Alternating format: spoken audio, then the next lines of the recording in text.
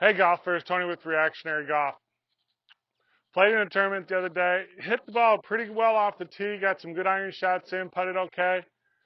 Short game was horrendous. One of the issues that I run into, and you may do this, is I get real steep and then on my short shots. So one of the things that happens is I'm so aggressive with my irons, and I can hit my irons probably about a club longer than a lot of people, even younger than me, is because I get so much shaft lean into the ball. The bad thing is that when we get into the short game and that same movement pattern doesn't work, what ends up happening is this club gets tilted down, takes all the bounce away. So you're going to see I've done a couple videos where I shaft lean it too much and then where I let the club head go through.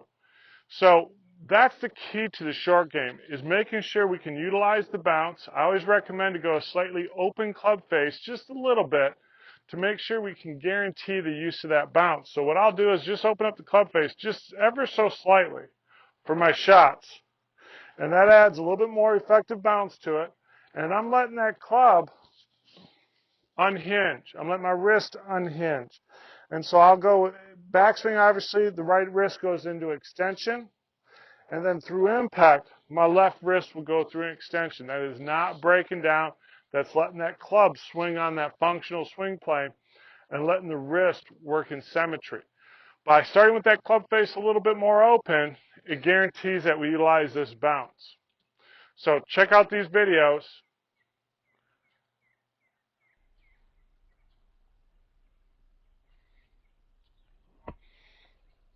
Okay, now you saw in that first video coming in real steep. By opening up the club face, letting the wrist go extension to flexion, left wrist goes into extension, we can hit those nice high soft shots.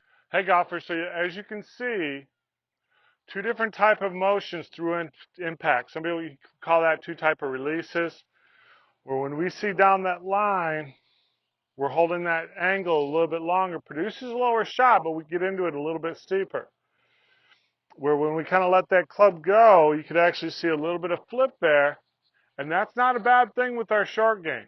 And actually, it's not a bad thing if you want to hit a higher than normal shot on the golf course. So don't get caught up into one swing for everything, because it doesn't work that way. Depending on how high and low you hit the shot, your mechanics will look entirely different. Now, the thing with reactionary golf, we're still having the same mechanisms drive and create the motion, but how that club comes into the ball is totally different based on your shots. And that's what we want to react to, is what shot do we have? What trajectory do we want for that shot? And that kind of gives us an idea of what we need to do.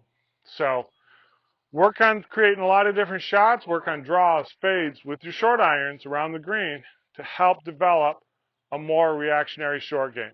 Thanks for watching.